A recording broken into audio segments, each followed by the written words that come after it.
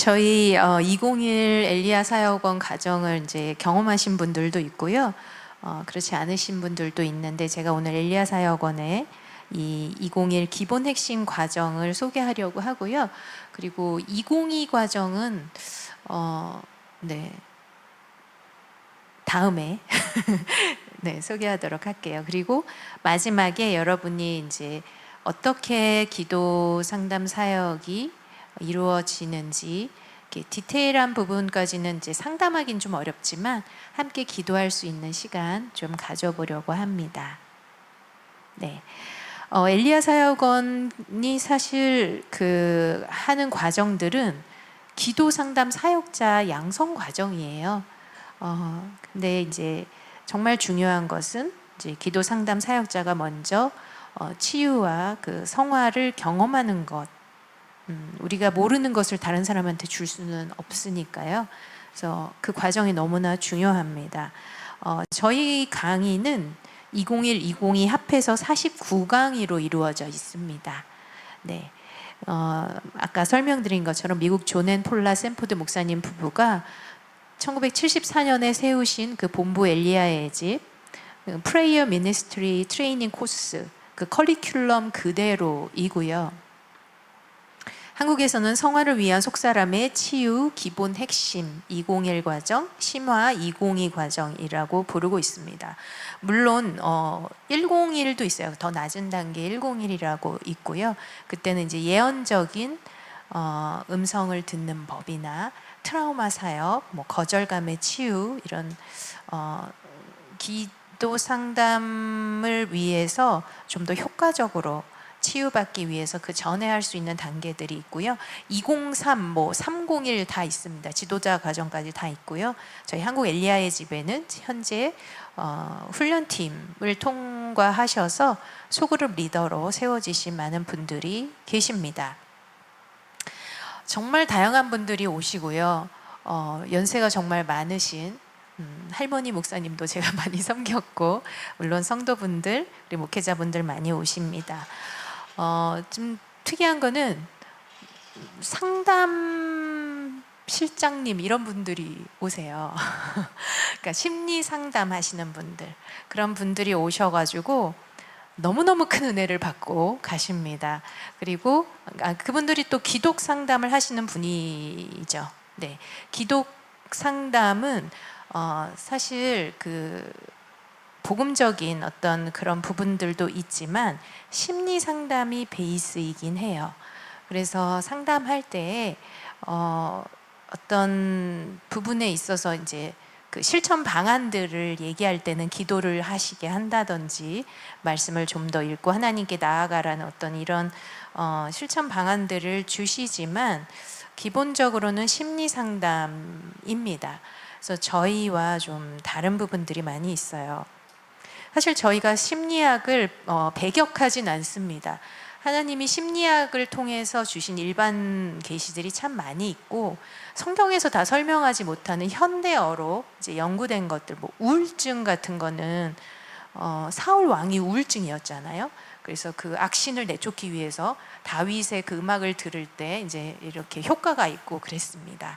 그래서 저희가 심리학적인 부분도 많이 발견할 수 있지만 이 치유의 기본 원리 자체가 달라요. 심리 상담은 대체로 그 행동과 관계 환경을 좀 바꾸도록 합니다. 그래서 나에게 어떤 문제가 있다면 내가 해보지 않았던 행동을 하도록 이제 이렇게 권면하고 격려한다든지 그랬을 때 그 경험한 것을 통해서 뇌에서 또 새로운 물질들이 나오고 그런 것들을 통해서 내가 이렇게도 할 수 있구나 이런 긍정적인 경험을 통해서 생각과 감정적 반응이 바뀌도록 이렇게 합니다. 그래서 이제 제가 이제 소장님도 상담했었고 많은 심리 상담을 뭐 10년, 20년 하신 분들 이제 보면 그렇게 여행을 많이 다녀오시더라고요. 그러니까 기본적으로 심리 상담을 하고 어떤 실천 방안으로 갈등이 있는 사람들과 이제 가족이겠죠. 뭐 어머니, 뭐 형제 여행을 갑니다. 여행을 가서 좀 허심탄회한 시간을 갖도록 하는데 좋은 경험도 있지만 가서 엄청 싸우고 나는 너랑 화해하려고 여기까지 왔는데 너는 어떻게 나한테 이럴 수 있니? 부터 시작해서 근데 이런 감정의 어떤 이렇게 폭발조차도 없었던 관계라면 좀 도움이 되긴 하는 것 같아요. 근데 여러 번 여행을 가지만 여러 번 제자리인 것을 경험하고 또 뭐 상담사인 분들, 심리 상담사는 얼마나 많은 사람들이 얘기를 들어요. 그러니까 그분들도 치유가 너무 필요한데 사실 마음을 터치하기가 너무 어렵기 때문에 엘리야에 오셔서 얼굴이 해처럼 빛나는 일들이 생기곤 합니다. 그래서 심리 상담은 자기 자신을 뭐 표현해 보게 한다든지 습관을 바꾸도록 도와줘요. 근데 사실 정신 상담 이런 데서 처방되는 약들이 정말 필요하기도 합니다. 저희도 우울증 치료를 할 때는 세 영역을 다 치유하는 것이 너무 중요하다고 생각합니다. 영혼 육인데요. 영적으로 뭐 축사가 필요하거나 영의 상처 치유가 필요한 경우들, 그리고 마음으로는 우리가 얘기하는 어떤 쓴뿌리들이나 그러니까 자신에 대한 거짓말이 제일 많겠죠. 그리고 우울증 같은 경우는 그 분노 문제가 커요. 그래서 이분들을 이제 성령 안에서 상담하면서 나는 대체 누구에게 화가 나 있는가라는 질문들을 합니다. 그럼 대체로 이제 부족한 자신, 그리고 이런 자신을 돌아봐주지 않은 뭐 부모든지 가까운 사랑하는 사람들에 대한 그 분노, 그리고 이 우울증인 분들을 어떻게 우리가 잘 그 치유로 인도할지에 대해서 제가 생각하기엔 되게 탁월한 인사이트가 있습니다. 그리고 샌포드 목사님이 사실 그 아그네스 샌포드라는 분에게 많은 영향을 받으셨어요. 근데 그분이 뭐 어머니이거나 뭐 친척이 전혀 아니에요. 전혀 모르는 사이인데 샌포드예요. 이 아그네스 샌포드가 기억 치유의 대가셨고요. 예, 성령으로 하는 기억 치유의 대가셨고, 이분이 이제 예수님을 초청해서 감정 치유를 할 때 너무너무 놀라운 일들이 많이 있었습니다. 그래서 이 우울증 치유에 대한 기름 부음이 강한 것 같아요, 엘리야의 집에서는. 근데 또 놀라운 것은 그 아그네스 샌포드마저도 우울증에 걸립니다. 우린 다 연약함이 있죠. 그것을 이제 존 앤 폴라 샌포드 목사님 부부가 어떻게 치유로 인도했는지에 대한 놀라운 간증들이 있어요. 그리고 중요한 게 이제 육의 치유입니다. 우울증으로 말미암아서 몸이 많이 망가져 있어요. 그 호르몬의 불균형이라든지 이런 부분들에 대해서 좀 장기적인 약을 복용하는 일들이 꼭 필요합니다. 그래서 저희는 사실 우울증을 다룰 때 그 피 상담자가 사실 약을 먹지 않으면 저희가 우울증 상담을 하지 않는 원칙이 있어요. 그래서 이 영혼 육 치유가 모두 필요하고 세심하게 여러 시간을 들여서 치유하도록 합니다. 사실 우울증에 대해서는 저희 심화 과정에도 있는데 이런 것처럼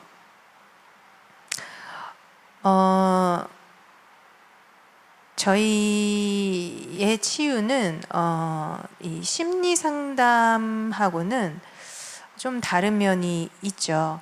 그러니까 외부의 어떤 것들을 바꿔서 내 마음을 변화시키는 것이 심리 상담이라고 한다면 저희는 그 반대인 거예요.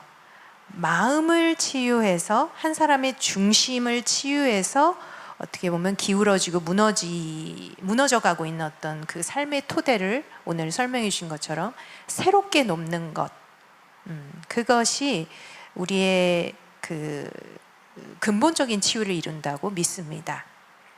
그래서 그 하나님의 법이라는 말씀의 다림줄을 내려요.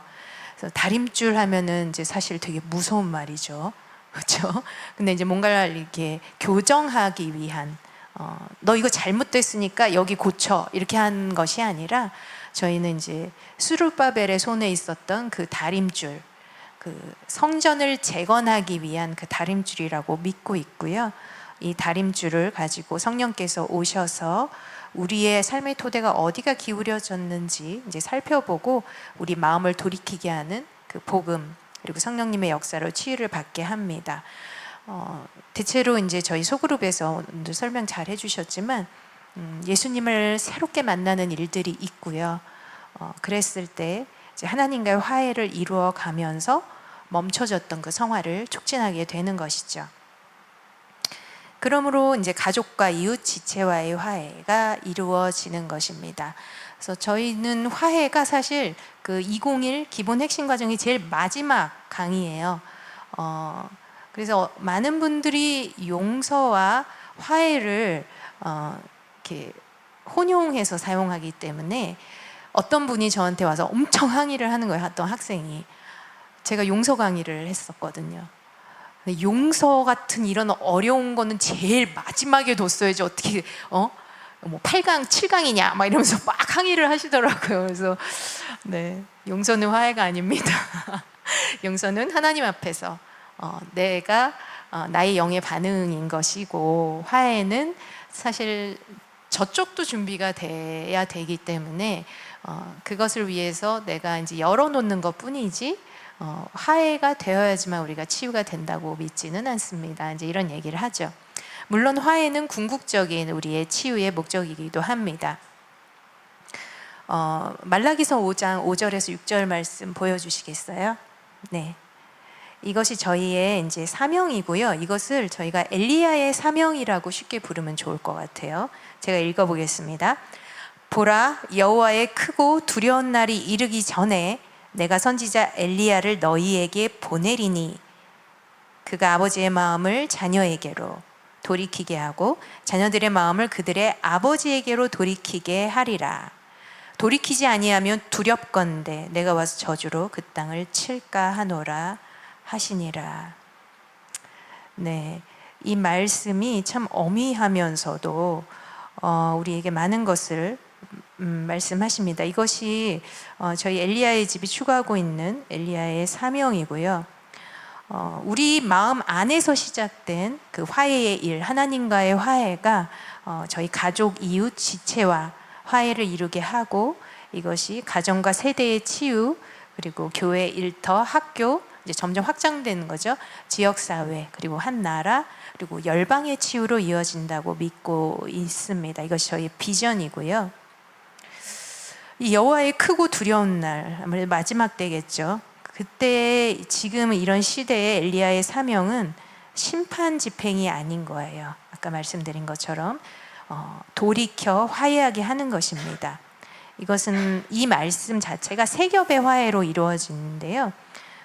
말씀이 하는 것처럼 이스라엘과 하나님과의 화해겠죠.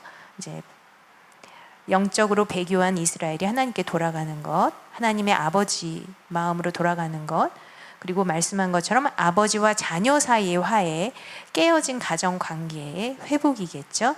그리고 이 세대와 앞으로 올 약속의 세대 사이의 화해, 그래서 선조들의 믿음으로 돌아오는 이스라엘 백성들이 되도록 이렇게 화해를 하나님께서 구약의 제일 마지막 말씀에 하셨습니다. 그래서 신약에 그 세례 요한이 등장하죠. 예수님이 세례 요한을 엘리야라고 부르셨습니다. 그래서 세례 요한이 한 일이 무엇이냐? 각 사람의 심령에 주님이 오실 길을 예비했어요. 어떻게? 패인 것은 돋우고, 그죠? 높아진 것은 낮추고, 굽은 것은 곧게 하여서 엘리야의 심령과 능력으로 주님보다 먼저 와서 아버지의 마음을 자녀에게 돌이키게 하고, 또 그 거스르는 자를 의인의 슬기로 돌아오게 해서 주를 위하여 세운 백성을 준비한다. 이것이 세례 요한에 대한 그 천사 가브리엘의 예언이었습니다. 그렇게 해서 각 사람의 마음에 예수님께서 오시도록 예수님의 초림을 준비했잖아요. 근데 예수님이 이 세례 요한에 대해서 묻는 제자들한테 뭐라 그랬냐면 그가 과연 엘리야다. 그가 나보다 먼저 와서 모든 걸 회복한다 그랬어요. 근데 뭐 세례 요한이 감옥에서 죽을 때까지 뭘 회복했나요? 대체 그렇죠? 사람들의 마음에 예수 그리스도가 오시는 것 자체가 모든 것의 회복의 시작이란 뜻입니다. 아멘. 이제는 그 엘리야의 영을 동일하게 이제는 교회들에 부어주셔서 예수님의 재림을 준비하게 하시는 거예요. 동일하게 모든 것을 회복하는 것. 우리는 사실 자칫 종말로 나면 얼마나 세상이 폐역하고 망해가는지 보자 이렇게 하는 그런 경향이 있어요. 그리고 망해가는 세상을 보면서 역시 말세야 주여 오시옵소서 이렇게 한단 말이죠.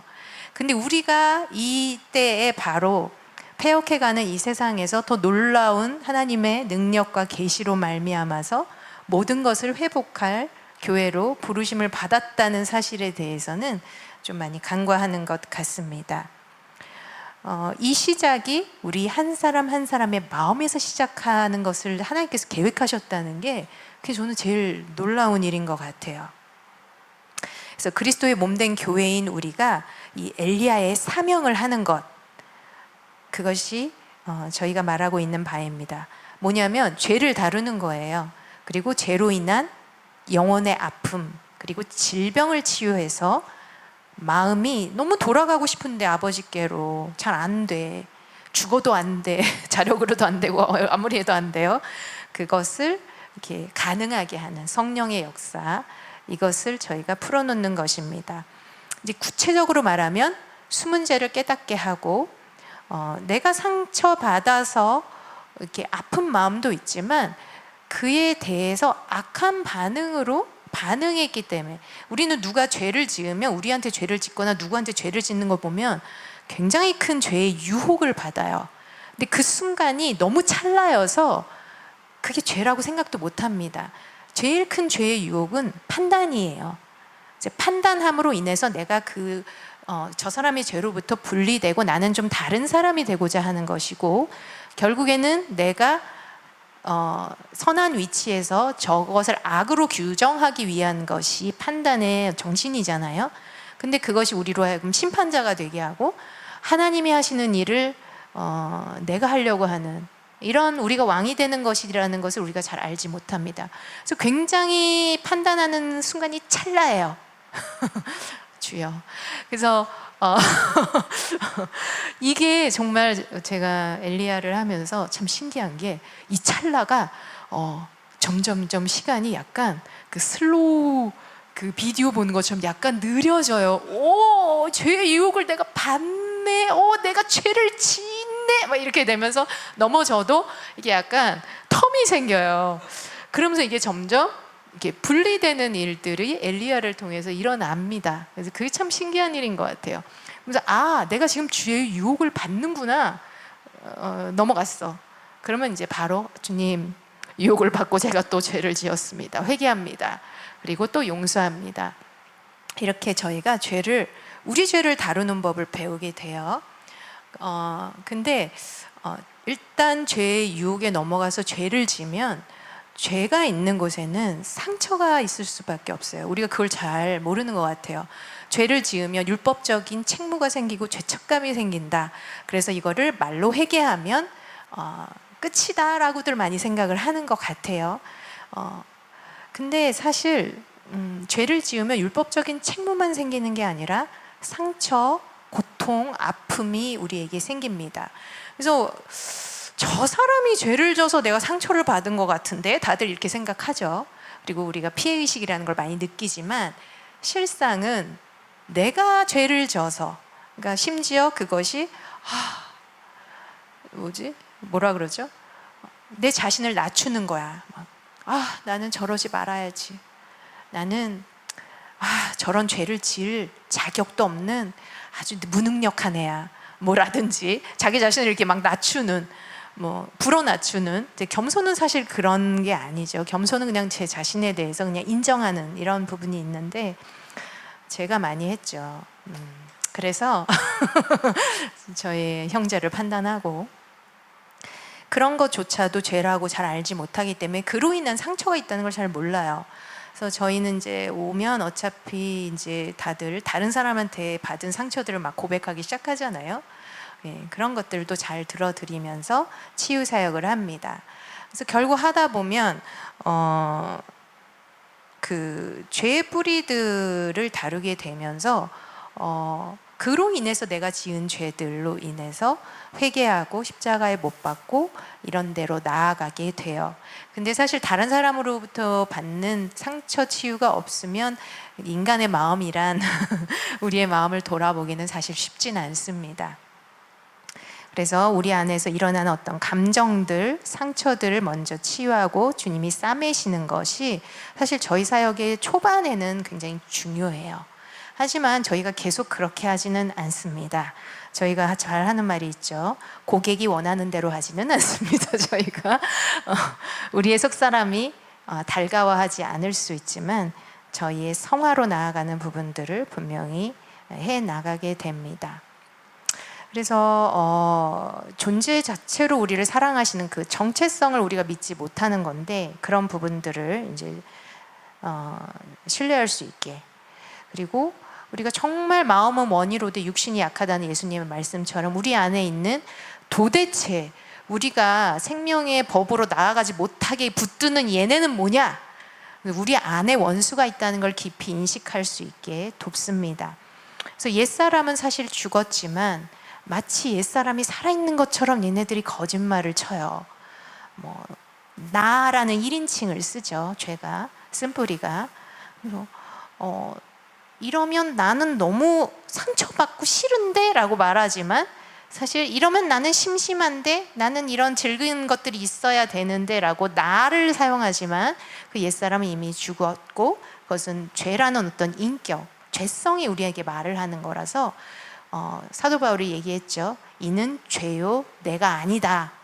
이 깨달음 가운데 죄하고 자신을 이렇게 분리할 수 있는 그런 부분들을 이제 계속 합니다. 그래서 쓴뿌리와 기질들을 자꾸 십자가에 못 박으면 상당히 약화돼요. 근데 이게 죽는 데는 시간이 걸려요. 그래서 진짜 신나게 십자가에 못 박으시거든요. 우리가 정체만 알아도 이게 빨리 죽여가지고 내가 정말 주님과 이제 알콩달콩 살고 싶다 이런 마음들이 우리한테 있어서, 하지만 현장에, 삶의 현장에, 일상에 돌아갔을 때는 이게 얼마나 끈질기고 또 죽는 걸 싫어하는지를 우리가 처절히 경험합니다. 그때 저희가 또 동감하는 마음으로 그것이 어떤 것인지 목양할 수 있는 기회들이 되죠. 그래서 예수 그리스도와 연합한 부활의 삶을 살게 돕는 사역까지, 그래서 성화로 나아가도록, 이것이 엘리야의 사명으로 걸어가는 길입니다. 저희가 어떻게 기도 상담 사역하는지 너무 희택 목사님이 말씀을 잘 해주셨어요. 그래서 소그룹으로 이제 우리가 하는 이유들이 이제 있는 거죠. 1대1 사역을 받으시길 원하시는 분들이 굉장히 많아요. 그렇죠? 이제 저희가 일부러 1대1 사역은 좀 제한하고 있습니다. 왜냐하면 공동체 안에서 저희가 사역을 받고 치유를 받는 것을 굉장히 중요하게 여기고요. 우리의 영혼육은 사실 용서받는 것에 대해서 익숙하지 않아요. 우리 마음에 주님의 용서를 확신했으니까 거듭났잖아요. 그렇음에도 불구하고 그 예수님의 용서는 어쩌면 우리에게 그 칭의의 그 순간, 단회적인 순간에만 그냥 머물러 있을 수 있어요. 근데 그것이 우리에게 매일의 필요라는 것을 우리는 좀 이해하기가 어렵습니다. 그래서 저희 안에서 이런 부분들을 이해할 수 있게 저희 강의가 있고요. 용서를 수시로 받을 수 있게 하는 것이 정말 너무너무 중요합니다. 예수님께서 그 바리새인 시몬 집에 들어갔을 때 죄 많은 여인이 와가지고 예수님을 막 눈물로 발을 닦이고 막 그 비싼 향유를 깨트려서 머리로 막 닦고 막 이랬을 때 바리새인이 뭐라 그랬어요? 저 여인이 누군지 안다면 이 예수는 진짜 선지자일 거야. 뭐 이렇게 얘기했잖아요. 근데 예수님이 그 바리새인 시몬의 마음을 진짜 아시고 이렇게 얘기합니다. 너 저 여인을 보느냐? 이렇게 얘기하세요. 보죠. 근데 바리새인은 뭘 봤죠? 죄를 많이 봤잖아요. 그 여인의 죄를 봤단 말이에요. 근데 예수님은 영어로 하면 Do you see this woman? 이렇게 얘기하시거든요. 그 여인의 마음을 보냐고 얘기를 하는 거예요. 그러니까 이 여인에게는 용서가 너무 많이 필요했고, 그리고 용서를 지금 갈구하며 받고 또 용서받을 걸 또 발견하는 이 여인이 얼마나 예수님을 사랑하는지 하면서 이제 500데나리온 빚진 자와 50데나리온 빚진 자에 대한 얘기를 친절하게 해주시죠. 누가 그를 더 사랑하겠느냐 이렇게 물어봐요. 여러분 어때요? 500만 원 내가 희택 목사님한테 빚졌어. 근데 우리 경희 집사님은 50만 원 빚졌어. 자, 누가 희택 목사님을 더 사랑할까요? 저겠죠. 탕감을 얘기 안 했구나. 맞아. 내가 500만 원 빚졌는데 희택 목사님이 윤경 목사님 어려우시죠? 이러면서 탕감을 해줬어. 그 경희 집사님은 5만 원 빚졌어. 집사님도 갚지 마세요. 제가 그냥 다 알아서 할게요. 그랬어요. 자, 누가 더 희택 목사님을 사랑하겠습니까? 바로 저죠. 500만 원 탕감받은 저. 예수님 뭐라 그러시냐면 많이 사함받은 자가 많이 사랑한다. 적게 용서받은 자는 적게 사랑한다라고 바리새인한테 말을 하십니다. 그런 것처럼 저에겐 용서의 필요가 너무 많고요. 예수님의 보혈의 그 능력을 우리가 매 순간 매일 힘입는다면 우리가 얼마나 예수님을 사랑할까요? 근데 우리는 처음에 하나님 나라 들어올 때만 예수님의 보혈이 필요한지도 모릅니다. 물론 여러 가지 보혈의 능력을 저희가 경험하기도 하지만 우리의 마음 가운데 정말 그 예수님의 용서가 많이 필요합니다. 그 용서를 소그룹 안에서 선포를 해주잖아요. 그래서 오늘 나누신 요한복음 23장 20절 말씀처럼 너희가 죄를 사하면 사하여질 것이요 그대로 두면 그저 있으리라라는 어마어마한 말씀을 하십니다. 예수님이 이 말씀을 너희가 성령을 받으라고 하시면서 성령을 후 불어 넣으신 다음에 하신 첫 번째 말씀이고요. 이 제자들에게 예수님이 가졌던 용서하는 권세를 위임하시는 겁니다. 그렇다면 우리가 그 용서하는 권세를 이미 가지고 있잖아요. 성령을 받으신 분들은. 아멘. 네, 용서하는 권세 가지고 계십니다. 아멘. 이 권세를 얼마나 사용하면서 사냐는 거죠. 예수님이 제일 먼저 주신 건데, 부활하셔서 제일 먼저 주신 은사인데, 선물인데, 이것을 우리 삶 가운데 얼마나 사용하느냐.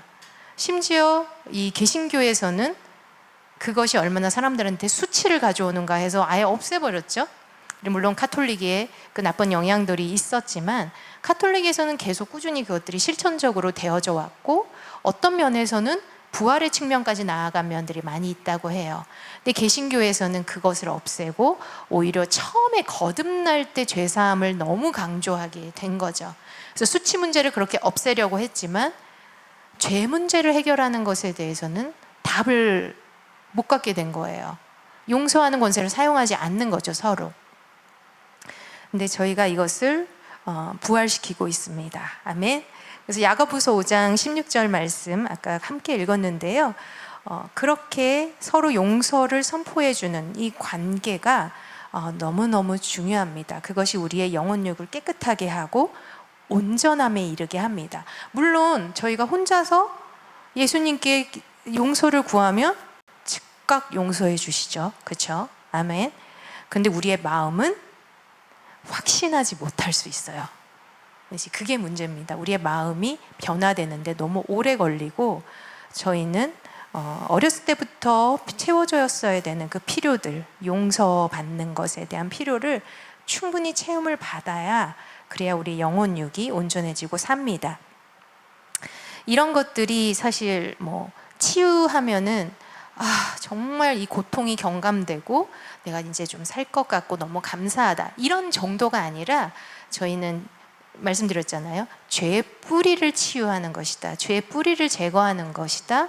이것이 치유다. 이렇게 말씀을 드렸는데, 그런 치유라면 좀 깊은 수준의 치유이고, 그리고 이 치유를 통해서 결국 우리의 어떤 인격 자체가 재창조되고 새로 세워지는, 그러니까 하나님 아버지라는 분의 양육을 통해서 아주 어린 아이의 어떤 마음부터 재양육이 되어져 가는 영역이라고 볼 수 있어요.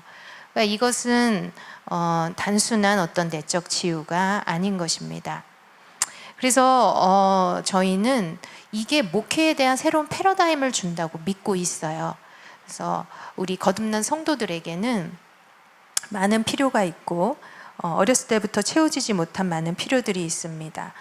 하나님의 아버지께서 우리에게 필요했다고 했던 것들에 대해서 우리가 부인했거나, 난 그 정도는 필요 없어, 그리고 뭐 그저 좋은 분이셨어, 나를 이렇게까지만 해준 것도 참 감사한 일이지라고 혹시 부인했거나, 아니면 이제 쓴 마음과 원망들이 있는 그런 부분들을 저희가 잘 치유해서 하나님 아버지는 그러면 우리에게 무엇을 해주기 원하시는가, 하나님 아버지께서 우리를 어린 시절에 어떤 필요들을 채워주시면서 지금이라도 늦었지만 재양육돼서 우리를 성장시키시는, 성화시키시는 이 과정이라고 저희가 할 수 있습니다.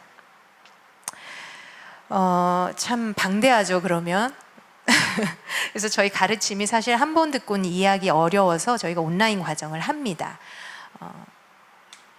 저희가 이제 오프라인으로도 꽤 했었잖아요, 그죠, 목사님? 근데 그렇게 했을 때 소그룹에서 이제 서로 터치할 수 있고 기도할 수 있는 그런 많은 은혜들이 있긴 하지만 가르침을 다 이해하기는 좀 어려운 것 같아요. 이 강단에서 이제 강의를 하는데 그것을 이해하는 만큼 저희가 또 치유받을 수 있다고 믿고 있어서 적용할 수 있고, 그래서 여러 번 반복해서 강의를 들으시도록 하기 위해서 유튜브 링크를 제공하는 방법을 쓰고, 그리고 이렇게 진짜 전 세계에서들 많이 들어오세요. 저희 디아스포라 한인 디아스포라 분들도 많이 들어오시지만, 이제 선교사 분들도 많이 참여하시고, 또 전국 단위로 저희가 많이 들어오시기 때문에 사실 대전학교를 하고 계시지만 대전에 안 계신 분도 많이 있습니다. 네, 일본에도 계시고 막 이래가지고 그런 한계들을 좀 뛰어넘게 해주는 게 줌인 것 같아요. 그래서 줌 사역으로 저희가 정기적으로 만나면서 소그룹 사역을 합니다. 저희가 모였을 때 어떻게 하는지가 너무 궁금하실 것 같아요. 그래서 진짜 비밀 보장은 되는 것인가, 이런 것들 의탁이 되는가 이제 굉장히 궁금하신데, 네, 저희가 그래서 소그룹을 짤 때도 굉장히 심혈을 기울입니다. 이번에 희택 목사님 소그룹 짜다가 머리가 너무 아프셔가지고, 네, 그래도 너무 잘 짜셨는데 굉장히 세심하게 소그룹을 짜고요. 같은 교회나 같이 사역을 하신다 이런 분들은 같은 소그룹에 넣지 않습니다. 네, 그리고 특히 내 권위자와 같은 소그룹이 된다? 네, 아무 얘기도 할 수 없겠죠. 네, 절대 안 되고요. 그리고 뭐 이런 일이 또 더 생길 거라고 생각하지만 교회들이 이제 서로 신뢰하는 저희 네트워크 안에서 이제 사역자들 서로 이제 상담해 주기도 하고, 왜냐하면 어떤 얘기들은 얘기하면 그 교회 절대 못 다닐 얘기들이 참 많습니다. 생각보다 정말 많습니다. 네, 그래서 담임 목사님이 다 안다고 능사가 아니더라고요. 네, 그래서 저희가 이렇게 바꿔서 이렇게 상담을 해드리는 그런 일도 매우 중요하다고 생각합니다. 무엇보다 제일 중요한 게 이제 기도 상담 사역자가 어떻게 하는지가 너무 중요한 것 같아요. 근데 저희 기도 상담 사역자들은 원칙이 있어요. 그러니까 많은 경험이 있으신 분도 있어요. 저희 상담실장 되게 오래 하신 분도 있고, 사실 물론 기독 상담이었지만 우리 희택 목사님처럼 상담의 은사가 있고 예언적인 어떤 분들도 있습니다. 그리고 논리적으로 저희가 얘기하는 5R을 잘 하시는 분들도 계세요. 근데 저희에게 가장 중요한 것은 우리의 지식, 경험, 은사를 먼저 주님 앞에 내려놓는 것입니다. 아브라함이 이삭을 하나님께 올려드렸듯이 어떻게 보면 우리가 쉽게 우리의 정체성이라고 생각할 수 있는 것들을 주님께 올려드리고 이것이 우리의 참된 정체성은 아니고 하나님께서 우리에게 주신 또 하나의 도구일 수 있다. 그리고 통로로 사용하시도록 우리의 은사, 재능, 기름 부음을 성별하면서 내려놓습니다. 그리고 이제 저도 이제 상담을 10년을 넘게 하다 보니까 이게 들으면 이렇게 알겠는 게 있어요. 이래서 이랬나 본데? 막 이런 게 있는데 이거 위험한 거예요. 그렇죠? 제가 많이 가졌던 어떤 경험들이나 이런 것들을 성령께 올려드리면서 성령께서 어떤 도구나 어떠한 것을 쓰시게 하실지, 물론 경험을 나누게 하실 때도 있어요. 근데 그 경험을 나누게 하시기 원하시면 하는 겁니다.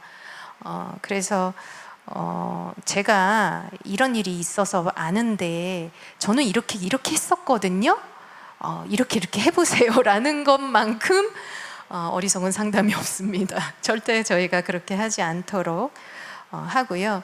주님께서 이 모임 중에 오셔서 대의사로 그분을 터치하시고 수술하시고 만지시도록 그렇게 저희가 함께 기도하고 그리고 주님을 바라보는 시간을 꽤 오래 갔습니다. 물론 저희는 저희가 치유하는 어떤 이런 원리들을 잘 이해하시도록 하는 게 너무 중요해서 그런 이해를 확인하는 시간도 많이 갖죠.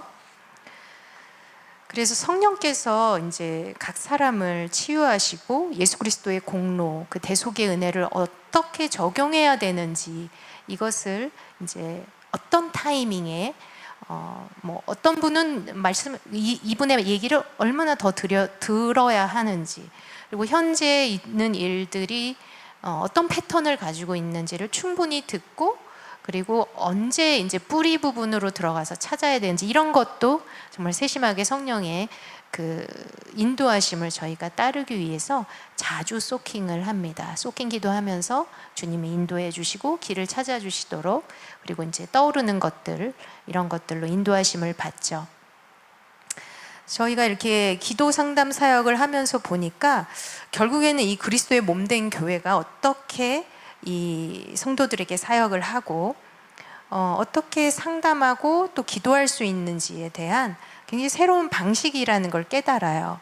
그리고 목회에서 빠지지 않는 종목이 없는 것 같아요. 엘리야에 있는 과목들이 이 샌포드 목사님 부부와 동역자들에게 주신 이 지식의 열쇠, 아까 희택 목사님 얘기하셨죠? 아버님은 어떤 분이셨나요? 이렇게 질문하는 거가 저희 대표적인 지식의 열쇠입니다. 지식의 열쇠란 우리가 생각지 못한 어떤 문제들의 그 계시를 여는 열쇠예요. 그래서 이렇게 그거를 넣고 열면 이렇게 뿌리들을 알 수 있는 어떤 이렇게 문을 여는 그런 지식의 열쇠인데요. 저희의 거의 모든 가르침이 이 지식의 열쇠를 전수하는 데 있습니다.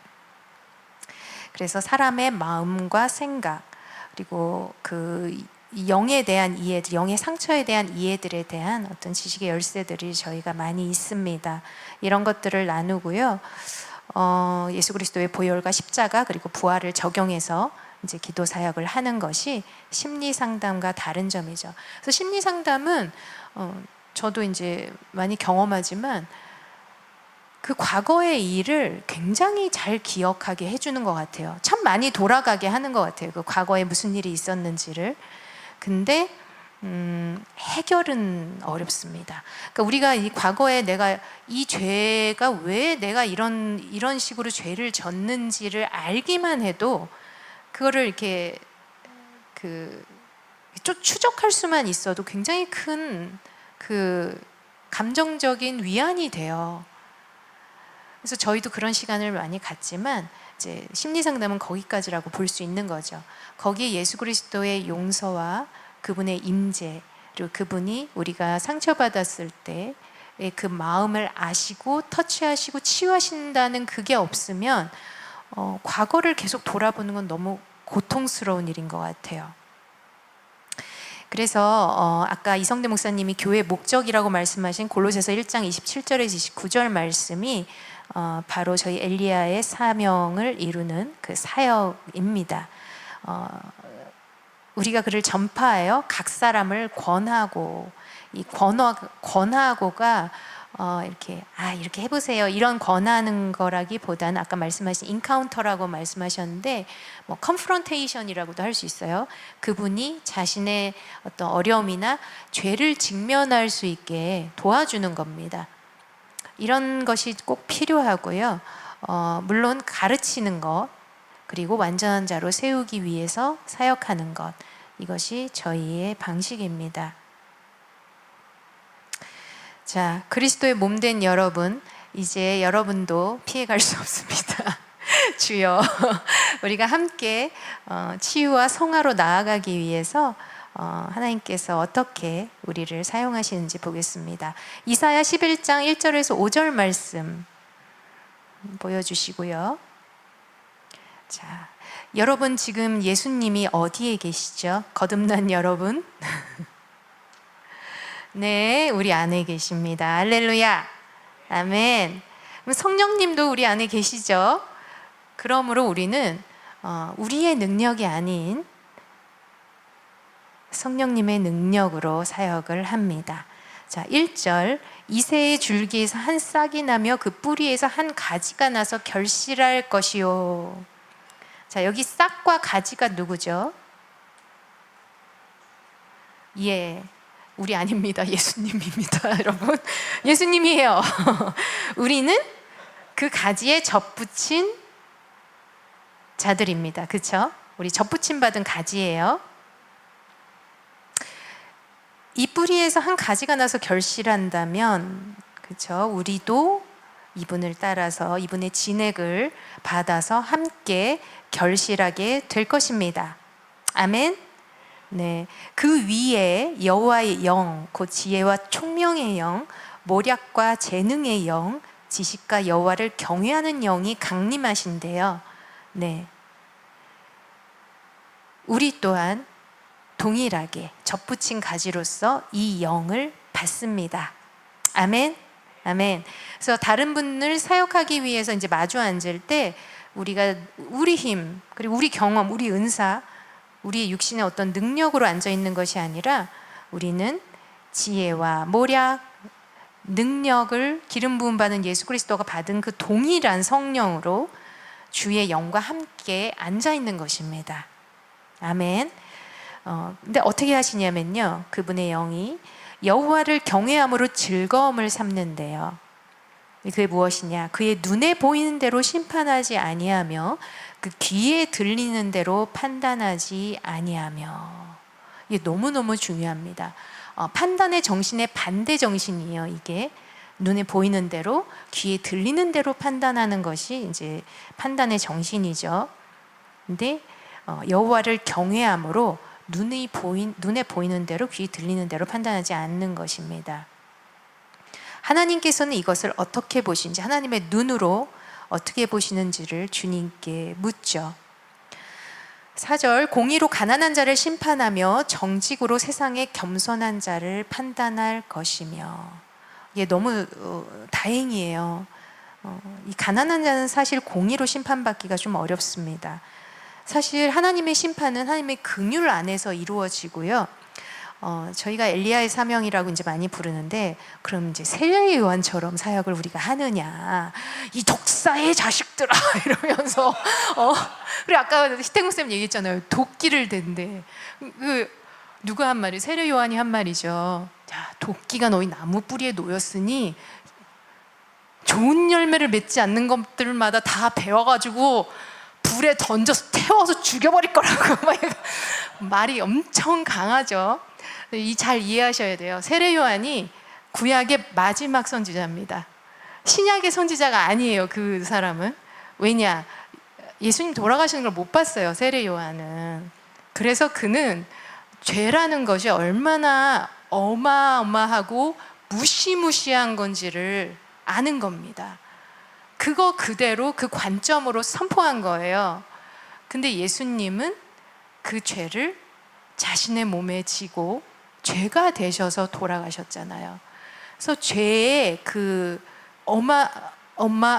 무시함이 예수님으로 말미암아 우리에게는 다룰 수 있는 것이 된 것입니다. 그래서 신약의 선지자는 그렇게 하지 않아요. 그죠? 신약의 선지자는 그런 무시무시한 말을 하지 않습니다. 주여, 나 여호와가 말하노라 이러면서 이제 이렇게 하지 않죠. 그렇죠? 오히려 엘리야의 영으로 다른 사람의 아픔을 품고 기도하고 그 사람이 죄를 못 깨달아. 뭐 어떻게 해? 내가 먼저 그 죄로 인해서 대리회개하며 웁니다. 이 시대의 새 언약의 시대의 엘리야들은 많이 웁니다. 목사님 요즘 많이 우셨죠? 많이 웁니다.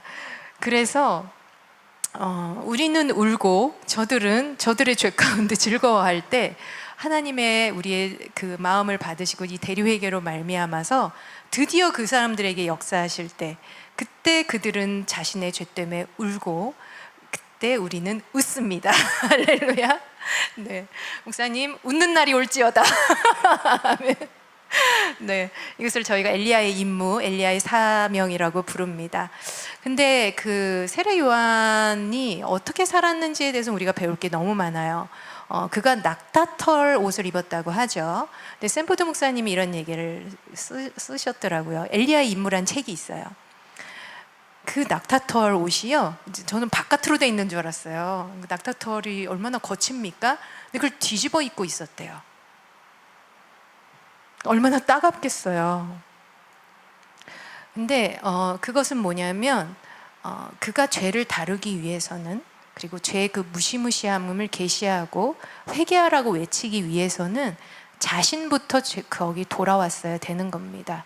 그래서 늘 자기를 찌르는 죄가 있다는 것을 인식시켜 주려고 그렇게 뒤집어서 입혀놨던 거죠.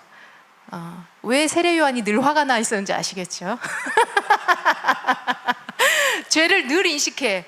그러나 해결점은 없어. 일단 물론 이제 주님께서 해결하실 거, 구원하실 것을 믿죠. 근데 약속이죠. 그러니까 그는 문 밖에 서 있는 자예요. 아직 구원의 문 밖에. 우리는 어떻습니까? 예수님 때문에 이미 안에 들어왔죠. 예수님께서 그 죄에 쏘는 것과 아픈 것, 모든 고통을 친히 당하셨기 때문에 그래서 우리가 구원을 값싼 구원이라고 생각할 수도 있어요, 사실.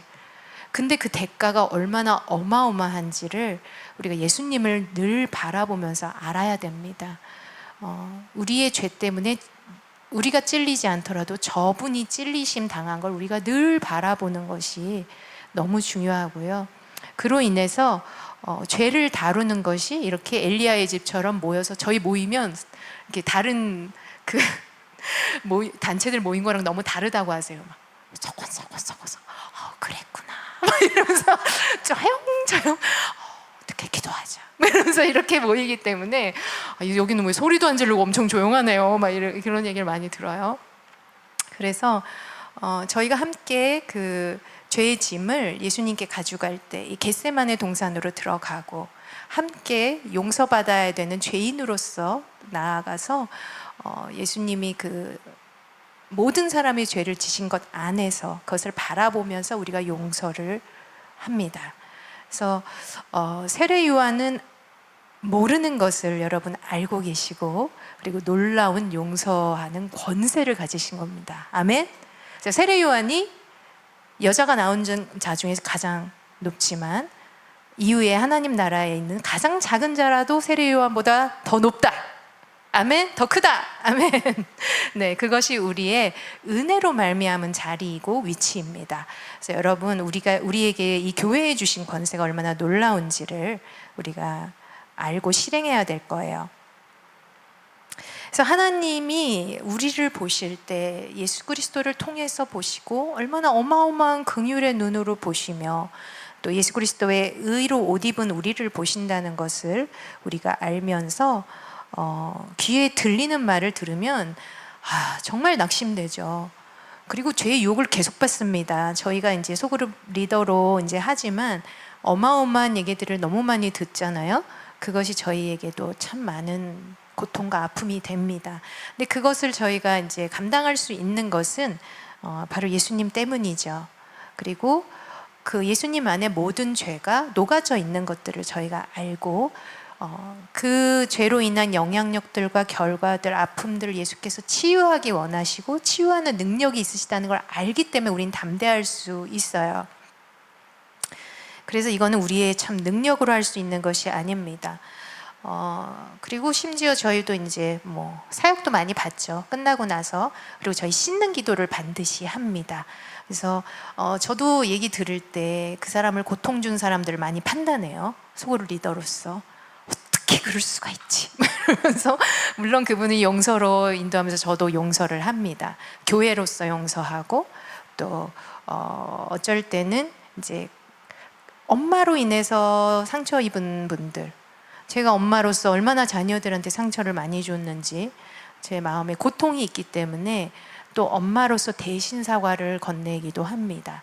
근데 엄마가 돌아가셨거나 엄마가 절대 사과를 하지 않는 분들은 그게 많은 치유가 돼요. 그리고 정말 필요합니다. 사과의 말을 듣는 것이 이분의 치유를 촉진할 수 있기 때문에 저희가 그렇게 많이 하는데요. 그렇게 하나님의 지혜를 구하면서 이분 가운데 어떻게 예수 그리스도의 그 복음이 적용될 수 있는지, 어떻게 하면 이분의 마음이 열리고 또 치유돼서 하나님의 마음을 알게 될지, 그런 부분들을 저희가 매우 중요하게 여깁니다. 그러면서 이제 저희가 이제 그 5R이라는 어떤 십자가의 그 대속의 그 은혜들과 부활로 나아갈 수 있도록 적용할 때는 사실 많이 이렇게 무르익은 분들, 그러니까 많이 기경된 분들을 이제 그렇게 하게 되죠. 저희도 이제 이렇게 무르익지 않은 분들을 막 불어 막 회개시켜서 이렇게 뭔가 이렇게 하거나 하진 않아요. 근데 물론 많이들 회개하고 싶어 합니다. 빨리 자유롭게 되고 싶거든요. 근데 죄 인식을 도모하기도 해요, 회개가 사실. 그래서 회개했을 때 용서를 일단 선포해 주는 것 매우 중요한데요. 회개를 한 번 한다고 해서 그것이 이루어지는 것은 아닌 거죠. 물론 회개는 완전하지만 우리의 마음이 그걸 다 믿지 못하기 때문에, 그리고 죄 인식이 더 필요할 수 있기 때문에 그것을 저희가 계속 돕습니다. 그러면서 이제 여기 보면 그의 입에 막대기로 세상을 친다고 합니다. 이 막대기가 권위의 상징이죠. 하나님의 말씀이 그 진짜 이 영과 혼을 쪼갤 만큼, 진짜 쪼개는 게 아니에요. 영과 혼을 쪼갤 필요가 없어요, 여러분. 그만큼 예리하다는 거죠, 그렇죠? 네, 그 예리한 말씀이 우리의 생각과 의도와 뜻을 감찰하신다고 하신 그 말씀을 적용해서 이것이 하나님으로부터 온 것이 아니라 세상, 그러니까 사실 우리 부모로부터 온 것들 중에 세상에서 온 것이 너무 많죠. 이러한 것들에 막대기로 이제 이렇게 치는 그런 일들을 하게 됩니다. 그리고 그 입술의 기운으로 악인을 죽인대요. 더 이상 악인이 아니지만 옛사람이 그 죽은 것으로 여기지 못하는 이런 부분들에 대해서 죽음에 이를 수 있게, 그러니까 옛사람의 잔재들을 죽음에 이르게 하는 것이죠. 사실 옛사람은 이미 죽었기 때문에. 그래서 우리는 사역 중에 많은 이들을 죽입니다. 할렐루야. 네, 죽음으로 이끄는 거죠. 죄악과 악한 영의 영향력, 그 죄의 권세에서 끊어지고 죽도록 하는 것이죠. 이게 정말 선한 죽음이며 복된 죽음입니다. 그 입술의 기운으로 악인을 죽인다는데 입술의 기운은 내 입술의 기운이 아니에요. 성령님입니다. 자, 이렇게 세례 요한처럼 안 하셔도 돼요. 공의로 그의 허리띠를 삼으며 성실로 그의 몸에 띠를 삼으리라.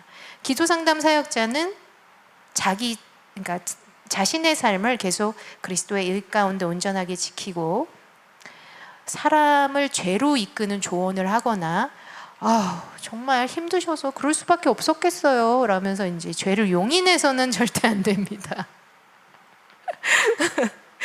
네, 나라도 그러겠네. 네, 뭐 그럴 수 있어요. 잠시는. 그러나 네, 그 죄를 용인하거나 그래서는 안 되고요. 흠없는 의로움 가운데 있도록 우리가 계속 기도하고 낙타털을 뒤집어 입어야 됩니다.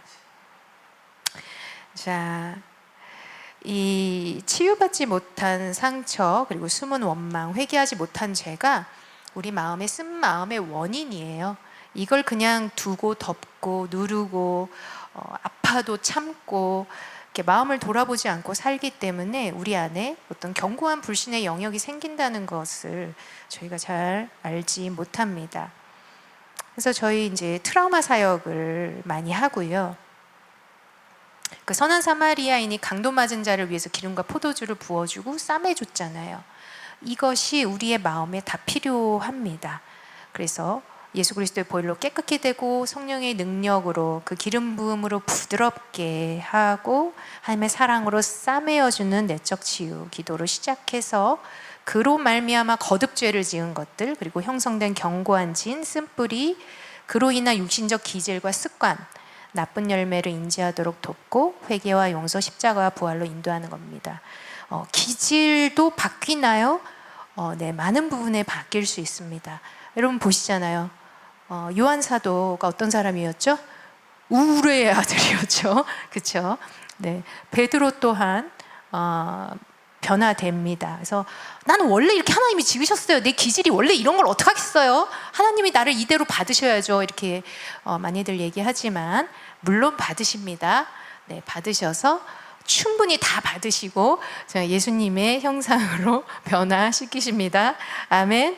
네, 그래서 사도 바울도 그의 그 촘촘하고 철저한 다른 사람을 고소하기 위한 그 철저한 성격이 결국에는 자신을 향하고 자신에게 얼마나 큰 은혜가 필요한지, 그리고 그것을 전하고 예수 그리스도의 은혜가 무엇인지를 바로 전하는 데 쓰였죠.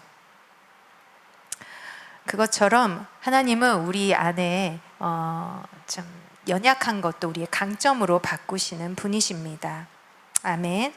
네, 이것은 그래서 온전한 삶을 위한 전인적인 치유 사역이라고 할 수 있습니다. 자, 기본 핵심 201 과정 소개할게요. 사실 여기 계신 분들은 다 과목을 아시겠지만, 네, 저희 기본 핵심 201 과정은 28개의 과정으로 저희가 정리했습니다. 약간 달라요, 미국하고는. 미국에는 201 과정을 202에다 넣습니다. 과목이 너무 많아서. 네, 저희는 과감하게 28개로 이제 다 하고요. 그리고 5개월 과정으로 만들었습니다. 첫 번째, 띄워주셨나요? 기도와 상담 사역의 성경적 토대로 시작합니다. 아까 다림줄 얘기를 했는데요. 몇 가지 다림줄을 저희가 내립니다. 말씀드린 것처럼 우리가 왜 이런 죄들을 짓게 됐는지를 추적하기 위한, 그리고 이해하기 위한 재건을 위한 다림줄입니다. 부모 공경의 법칙, 판단의 법칙, 신고 거둔 하나님의 법, 이런 게 어떻게 우리의 삶 가운데 역사해 왔는지, 나는 정말 너무 무시받는다는 생각을 많이 했고 존중을 받지 못한다고 생각했는데, 그것이 내가 부모를 무시하고 존중하지 않는 그런 데서 뿌려진 씨앗에서 나온 열매라는 것들을 직면하는 것이 많은 분들에게 큰 자유를 가져왔습니다. 저 또한 그렇고요. 그러니까 우리는 남의 죄 때문에 이렇게 상처받고 피해의식을 느끼고 우리 죄 때문에 좌절감과 또 무력감을 느끼잖아요. 그것들이 다 어디서 시작됐는지 근본적인 원인을 이해할 수 있게, 그리고 우리 마음 깊은 곳에 있는 어떤 동기들, 충동들, 이런 것들이 사실 쓴뿌리에서 오거든요. 그래서 인지를 하는 것이 너무 중요합니다. 그래서 쓴뿌리엔 뭐가 있냐? 판단과 부정적 기대의 쓴뿌리, 그리고 뭐 내적 맹세, 근본적인 거짓말들 하나하나를 굉장히 자세하게 다룹니다. 그래서 이 쓴뿌리들을 우리 안에서 발견해 갈 때 이것들이 그 우리의 마음과 생각을 얼마나 효과적으로 분리해 왔는지를 알게 돼요. 사실 우리의 저도 얼마 전에 저희 그 아가씨랑 이런 얘기들을 나눴는데 그 모자무사라는 재밌는 드라마가 있죠. 모두가 자신의 무가치함과 싸우고 있다. 우리의 그게 근본적인 수치에 대한 탁월한 통찰이 있는 드라마입니다. 여러분 드라마 안 보세요? 한번 봐보십시오. 근데 거기 보면 감정 워치라는 게 있어요.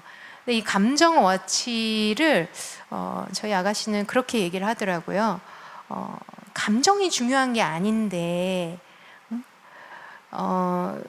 그리스도를 믿는 믿음으로 살아가야 되는데 사람들이 감정이 뭔지를 계속 추적하게 만드는 그런 부분이 있더라, 이렇게 얘기를 하더라고요. 그래서 나는 그게 너무 좋았는데 이렇게 얘기를 했던 거죠. 사실 우리가 우리의 감정을 이해를 사실 못합니다. 감정의 여러 언어들을 우리가 잘 모르고요. 내 감정이 뭔지를 몰라요. 그 분노 조절 장애도 사실은 어떤 거냐면, 분노를 느끼지 않겠다고 맹세하신 분들이 분이 나는데 분노를 못 느껴서 생기는 거거든요. 분이 느껴지질 못하면 조절하기도 어려워요. 그래서 분이 엉뚱한 데서 새거나 팍 터집니다.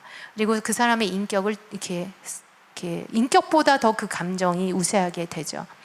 근데 지금껏 이제 사실 크리스천들은 그런 부정적인 감정을 부인하거나 감정이 아닌 믿음을 따라 살아가십시오라는 권면을 많이 들었잖아요. 근데 그게 일면 맞습니다. 필요해요. 필요하지만 우리의 마음이 사실 그 감정도 굉장히 중요한 부분이기 때문에 우리의 감정을 잘 이해하고, 감정이 여러 가지 감정들이 들 수 있죠. 두려움, 수치, 분노, 그리고 좌절감, 이런 것들이 들 때 이것을 이해하고 하나님 앞에서 잘 해소하는 법을 우리가 배운다면 더 건강한 마음이 될 수 있어요. 속사람이 강건해집니다. 근데 이 감정을 다룰 줄을 모르기 때문에 우리에게는 많은 아픔들이 생기게 되고요. 감정을 억누르면 억누를수록 그 물에다가 풍선 이렇게 막 우겨넣는 그런 게임 같은 거 해보신 적 있으세요? 강한 힘으로 누르면 누를수록 어느 순간 여기서 팍 하고 올라옵니다. 그래서 이것들이 굉장히 감정적인 문제예요. 그래서 우리의 마음에 이 감정 문제들 뿐 아니라 마음이 사실은 생각, 영적인 부분들, 진리, 그리고 의지, 이런 것들의 그 원천이에요. 이 있는 자리입니다. 그래서 그 우리가 마음을 억누르게 되면 이런 원천들이 나오지를 못하게 되면서 우리의 삶이 굉장히 드라이해지고, 그리고 모든 것을 머리로 해결하게 되죠. 근데 놀라운 것은 우리는 생각하고 아는 대로 살지 않습니다. 마음의 충동대로 살죠. 우리 희택 목사님이 얼마나 사모님을 돕고 싶었겠어요. 훌륭한 남편, 목회자인데 아내를 응당 도와야지 이렇게 생각은 했겠지만 마음의 충동으로 사는 거예요. 왜 내 마음은 이걸 못 따라가는 거지? 마음과 생각이 분리되어 있습니다. 우리 쓴뿌리 때문에 나는 약해, 집에만 들어오면 약해, 이런 것 때문에 우리가 배운 대로 생각하는 대로 마음이 이렇게 작동하지 못하게 돼요. 근데 우리가 쓴뿌리를 제거할 때 마음과 생각을 연결하는 기도를 꼭 합니다. 그렇게 될 때 마치 마음에서 이렇게 필라멘트가 사실 그 전구가 빛나는 게요, 밑에서부터 전기가 올라와서 필라멘트가 뿅 하고 빛이 나잖아요. 그것처럼 우리의 마음으로부터 원천이 올라와서 머리에 생각이 띵 나야 되는 것이 하나님이 우리를 만드신 방식입니다. 근데 그렇게 우리가 사용하지 않고 생각하는 걸 이렇게 막 내려보내려고 그러죠, 뭔가. 그렇죠? 밑에서 위로 가야 되는데 위에서 밑으로 가려고 막 애를 쓰고, 여기서 마음으로 내려오는데 40년 걸린다는 얘기를 많이 하죠. 그렇죠? 그 이스라엘 백성처럼 40년 도는 겁니다. 네, 40년 돌아도 처음에 그 백성들은 약속의 땅에 못 들어갔어요. 못 갑니다, 여러분. 자, 마음으로 시작하는 법을 배우게 하는 것이 마음과 생각 강의이고, 이것을 속으로 비서 실행하게 됩니다. 이 굉장히 다 성경적인 계시예요. 그리고 채워지지 않는 필요들 아까 얘기했죠. 용서조차도 우리에게는 채워지지 않은 필요다. 너무 많습니다. 존중, 무조건적인 사랑, 환영, 인정. 그래서 저희가 이제 인정 욕구가 굉장히 강한 성취지향성, 인정지향성이라는 것도 가르치는데요. 우리가 아마 이 병에 다 걸려 있었던 것 같아요. 그죠? 그 인정은 정말 하나님 안에 있어요. 그죠? 근데 그것을 우리가 추구하다 보니 그게 우리의 우상이 되고, 하나님이 이미 우리를 받으셨고 존재로 사랑하신다는 것을 믿지 못해서 뭔가를 해서 인정받아서 하나님과의 관계를 맺으려는 그런 겁니다. 예, 이런 부분들이 치유가 많이 필요해요. 이미 얘기한 김에 이제 이게 기질적인 부분인데요. 저희 기질 중에 이제 짐지기도 많이 얘기해요. 짐지기 강의는 영적으로 예민하신 분은 거의 짐지기라고 볼 수 있습니다. 그래서 어려서부터 다른 사람들의 마음을 잘 알고 공감하는 이런 은사들이 어떻게 육신적으로 사용되는지, 그래서 우리가 많은 상처를 받았는지를 배우게 됩니다. 짐지다 못해서 이제 부모님의 짐을, 자녀가 짐으로 인해서 부모의 역할이 전도된, 아이들과 부모의 역할이 전도되는, 그리고 대리 배우자의 어떤 역할까지 하게 되는 이러한 부분들 저희가 치유합니다. 효라는 이름으로 얼마나 많은 효자 효녀들이 하나님의 질서를 거스르고 있는지에 대해서 이제 보게 되죠. 온전한 용서, 회개와 보상, 이러한 강의들, 그리고 사역의 도구들, 나쁜 열매, 이런 것들이 저희의 그 상담, 기도 상담 사역의 원리들을 가르쳐 줍니다. 그리고 수치, 트라우마 다루고요. 아까 말씀드린 그 올바른 감정 표현, 감정에 대해서 이해하면서 어떻게 건강하게 내가 감정 표현을 하면서 속 사람의 강건함을 추구할 것인지, 그리고 아까 말씀드린 것처럼 전인격적인 어떤 이런 치유라고 했잖아요. 그래서 유소년기에 우리가 정서적으로 어디서 미싱된 부분이 있는지를 찾는 것이 되게 중요합니다. 그래서 어느 시점부터 우리가 쓴뿌리를 강하게 갖게 됐는지, 사실 6살 이전에 우리 인격은 다 만들어진다고 하잖아요. 12살까지 그걸 굳히면서 살아가는 겁니다. 그러면 어디서 나의 이 쓴뿌리가 시작됐는지를 보기 위해서 저희가 어떤 정서적인 부분에 필요가 있었는지, 그리고 어떤 상처를 통해 어떻게 성장하지 못하고 성숙하지 못했는지, 결론적으로 정서적으로 성장을 못하면요, 영적으로도 성장할 수가 없어요. 이것은 너무 자명한 일입니다. 그래서 많은 리더들, 목회자들이 정서적인 미싱된 부분 때문에 무너지고 목자가 아닌 이리로 양들을 유린하는 일들이 생기게 되죠. 주여, 저 또한 예외가 아닙니다. 네. 자, 그 다음에 태아기와 영유아기 문제들, 저희 태아기 치유가 있어요. 이거는 굉장히 무의식적인 어떤 이슈들을 다룰 때 하나님께서 좀 이렇게 인도하시는 부분입니다. 저 같은 경우도 원치 않는 성으로 태어난 아이로서 엄마를 만족시킬 수 없다는 좌절감을 갖고 태어났어요. 그로 인해서 생기는 많은 문제들이 있었습니다. 제가 열심히 해서 좋은 대학을 가도 여전히 난 엄마를 만족시킬 수 없다는 그 자괴감으로 늘 괴로워하고, 마치 주소원 애처럼 저희 집에 놀러 온 애들이 너는 왜 남의 집에 앉아 있는 것 같니? 뭐 이런 얘기를 많이 했어요. 이제 여기서 또 제 얘기를 안 할 수 없는데 네. 저는 그런 아픔이 이제 어렸을 때부터 있었던 것 같고, 제가 이걸 처음부터 알았던 건 아닙니다. 이제 엘리야 과정을 하면서 이제 제 자신에 대해서 제가 왜 그런 죄의 성향들을 보이고, 그리고 이제 둘째 딸이거든요. 저는 둘째 딸로서 이렇게 칭찬과 격려 이런 것들을 알지 못하고 이렇게 약간 갇힌 사람처럼 이렇게 살아갈 수밖에 없는지, 그리고 사람들과 관계 맺을 때 왜 희생하면서 관계를 맺어야지만 내가 잘하는 것 같은, 그래야 안정감이 있는 그런 사람이었거든요, 저는. 근데 이제 그런 부분들이 왜 생겼는지를 이제 이런 질문들을 통해서, 지식의 열쇠를 통해서 알게 하셨죠. 저는 좀 엄마 말을 잘 안 듣는 언니가 있었고요. 그 언니한테 끊임없는 괴롭힘을 당했습니다. 근데 사실 저희 언니는 자기 성질대로 한 건데 그걸 받아들이는 제가 좀 그러니까 좀 예민하고 스스로를 좀 약하게 많이 생각했던 것 같아요.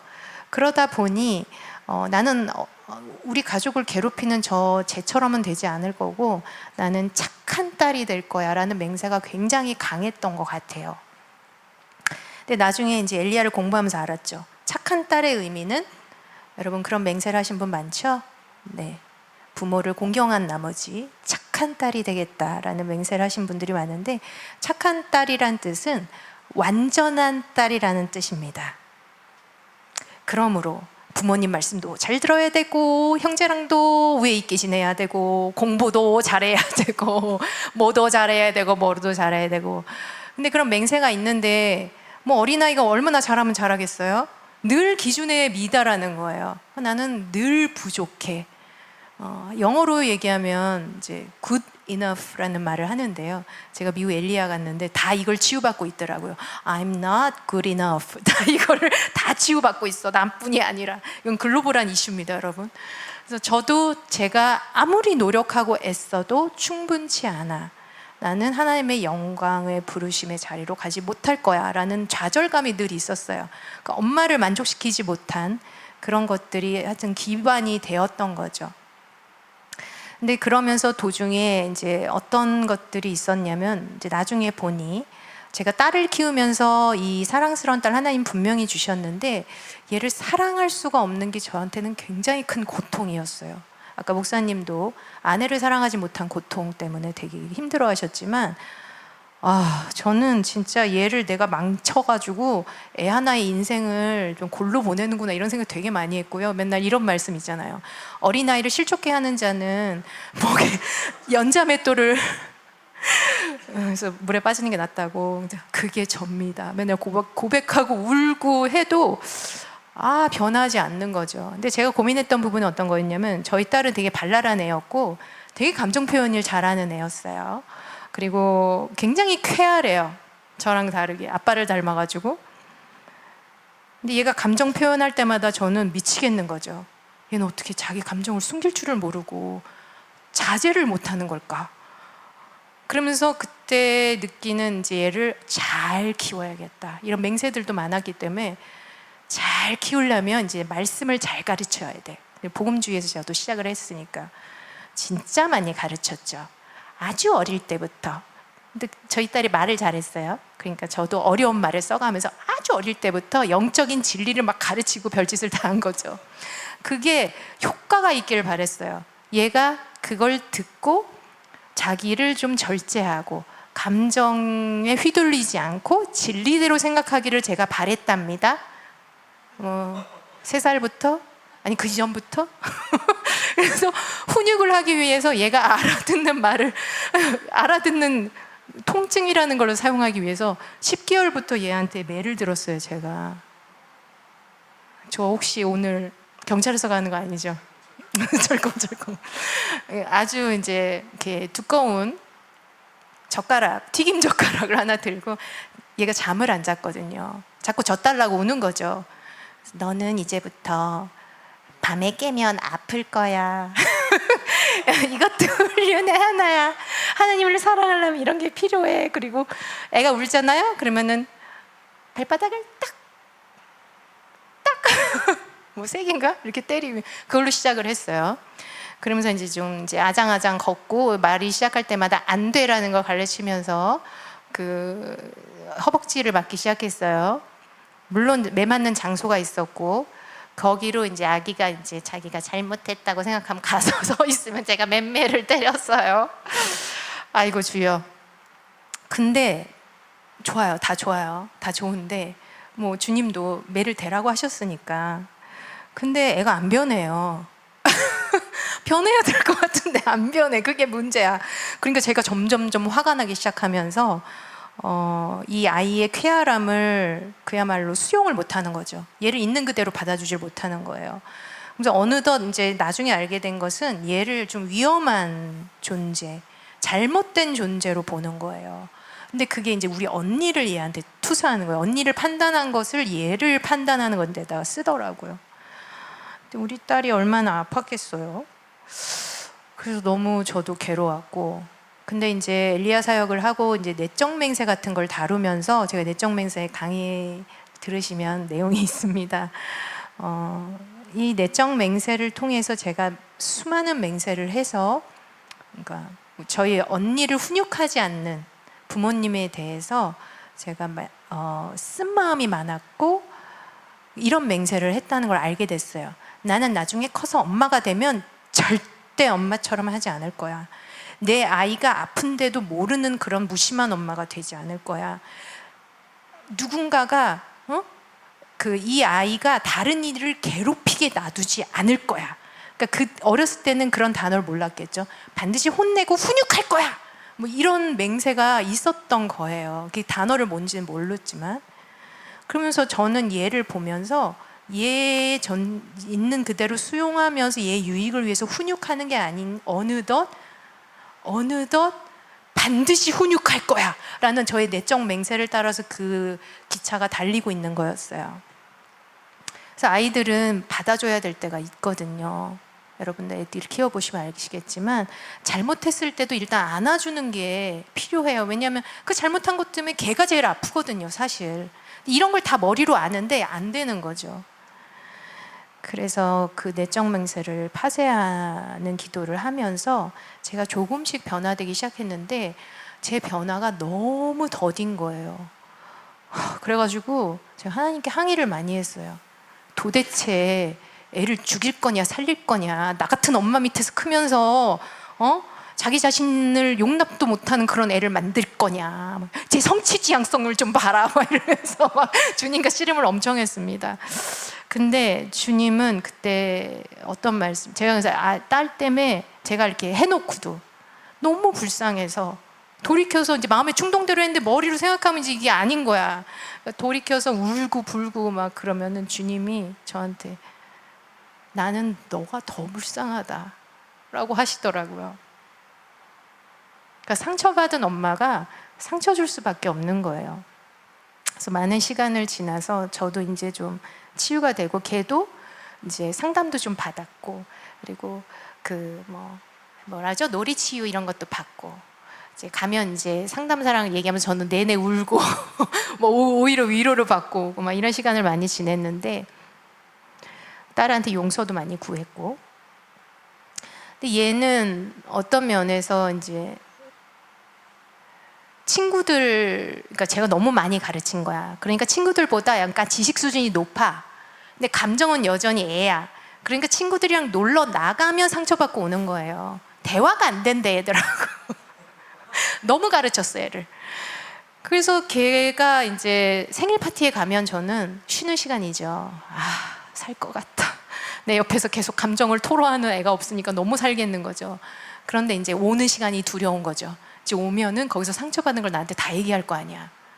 그래서 제가 이제 둘째를 데리고 이제 놀이터에서 놀고 있는데 저기서 저희 딸이 오는 거예요. 한 2학년인지 3학년인지 오는데 얼굴이 이미 갔어.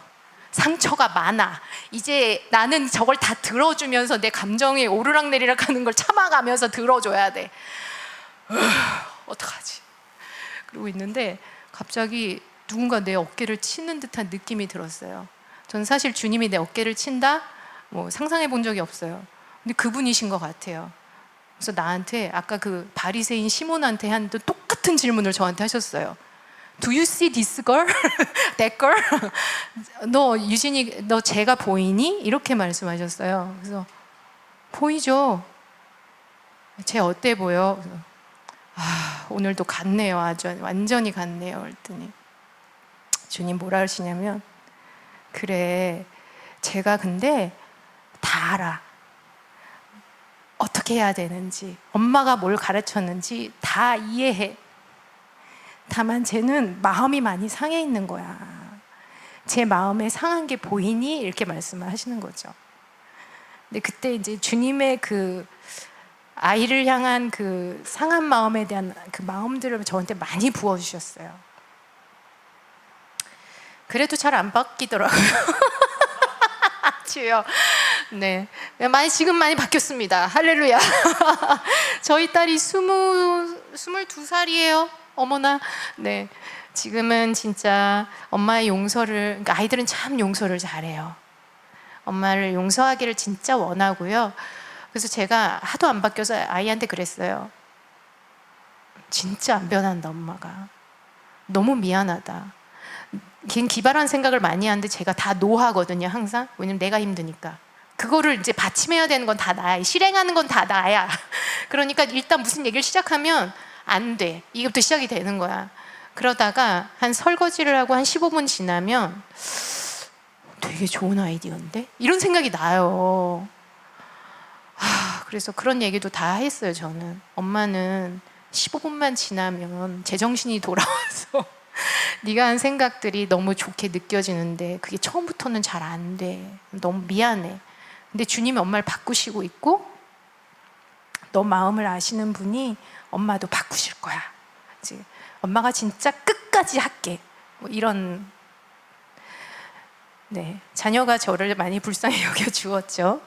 네, 그리고 제 마음에 진심이 있다는 걸 아이가 확신을 하니까 관계가 진짜 많이 좋아지더라고요. 그리고 저희 딸도 이제 하나님을 이제 제가 뭐 이렇게 해서가 아니라 이제 좋은 사춘기를 보내고, 네, 얼마 전까지도 사춘기였던 것 같은데 계속 사춘기를 보내다가 네, 이제 좀 네, 돌아오는 것 같습니다.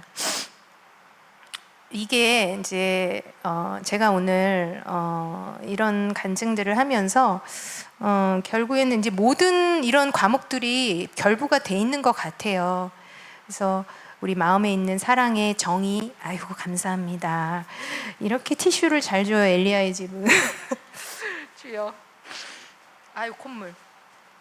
네, 우리 마음에 있는 사랑의 정의. 저는 제 마음에 있는 게 예를 들면 저를 안정감 있게 혼자 놔두는 게 사랑이다. 그러면 저희 딸은 자기의 감정을 다 들어주는 게 사랑이겠죠. 사람마다 이렇게 사랑의 정의가 달라요. 그래서 뭐 5가지 사랑의 언어 뭐 이런 책도 있잖아요. 책도 참 좋은 책이지만 이런 것들이 우리가 우상이 되어 있는 부분들을 다룹니다. 그리고 축사와 내적 치유, 세대적인 죄 분명히 중요하죠. 근데 세대적인 죄 같은 것은 그래도 약간 외부적인 거예요. 우리의 마음보다는. 근데 세대적인 죄를 기도할 때 역사가 많이 일어납니다. 그래도 저희가 뒷부분에 놓은 것은 먼저 마음들을 다뤄보도록, 그리고 어떤 그 순간 돌파하는 어떤 성화보다는 내 마음으로부터 강건해지는 것들을 저희가 이제 추구하기 때문에 이 뒷부분에 있고요.